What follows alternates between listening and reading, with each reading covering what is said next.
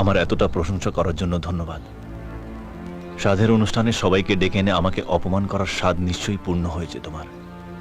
কাঠগড়ায় যখন তুলেছ তখন জেনে রাখো, অপরাধী কিন্তু আমি একা নই পল্লবী, অপরাধী তুমিও কিন্তু আমাকে ভালোবেসে বিয়ে করনি, বিয়ে করেছিলে নিজের স্বার্থ, তোমার কাঁধের উপর জেকে বসা তোমার সমস্যাগুলোকে দূর করার জন্য।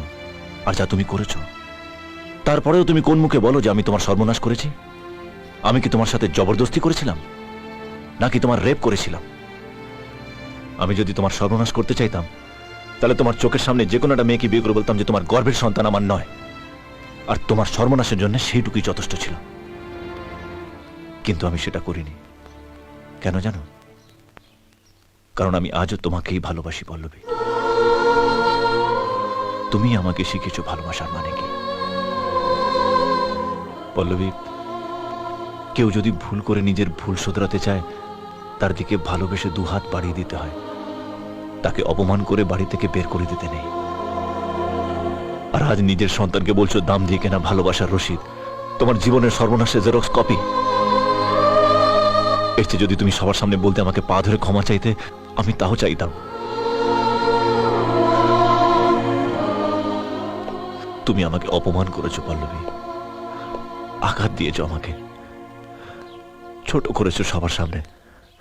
তবু আমি তোমাকে ভালোবাসি, আর তোমাকেই ভালোবাসবো। ঈশ্বর তোমার সন্তানকে 7 রং আলো দিয়ে সাজিয়ে দিক। ভালো থেকো।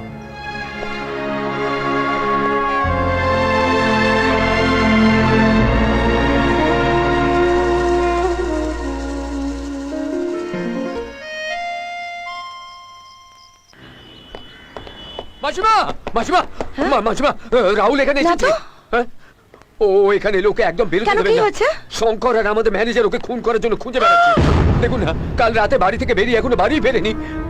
আমি দেখি কোথায় চলে গেল। শোনো শোনো বাবা, সর্দি জামাইবাবু তোকে ফোন, ও তোকে কেন জিজ্ঞেস করছি মা?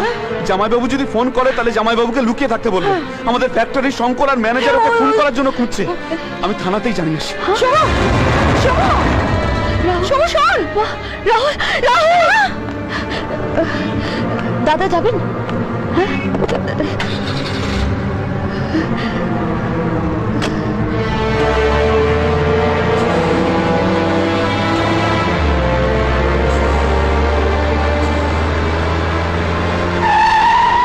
দাদা এখানে কি হয়েছে? বিরাট বড় একটা অ্যাক্সিডেন্ট হয়েছে, গাড়ি যেতে পারবে না। অ্যাক্সিডেন্ট? হ্যাঁ,